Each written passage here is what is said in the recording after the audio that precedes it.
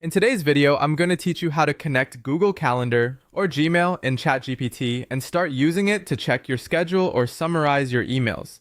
This is a simple setup process, and once it's connected, it can make ChatGPT much more useful for everyday planning and inbox management.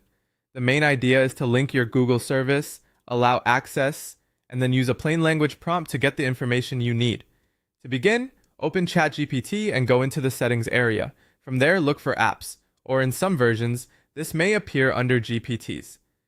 The exact label can vary slightly depending on the version you're using, but you're looking for the section where external tools and connected services are managed. Take a moment to make sure you're in the right place before moving on. Once you're there, use the search feature to find Google Calendar or Gmail. When the option appears, click Connect. This is the step that starts the linking process between ChatGPT and your Google account. If you're planning to use calendar-related prompts, choose Google Calendar. If your goal is to get help with your inbox, choose Gmail. You can also connect both if those options are available in your setup. Next, sign in to your Google account when prompted. You'll be asked to grant permission so ChatGPT can access the selected service.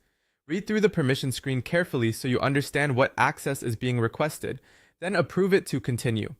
This authorization step is necessary because ChatGPT needs permission to retrieve calendar events or email content on your behalf. After the connection is complete, go back to the prompt box in ChatGPT.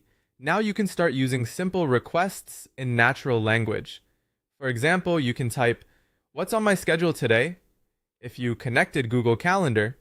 If you connected Gmail, you can ask, "Summarize my emails." These prompts are straightforward and are a great way to test that everything is working correctly. If the response doesn't appear right away, give it a moment and make sure the correct Google service is connected.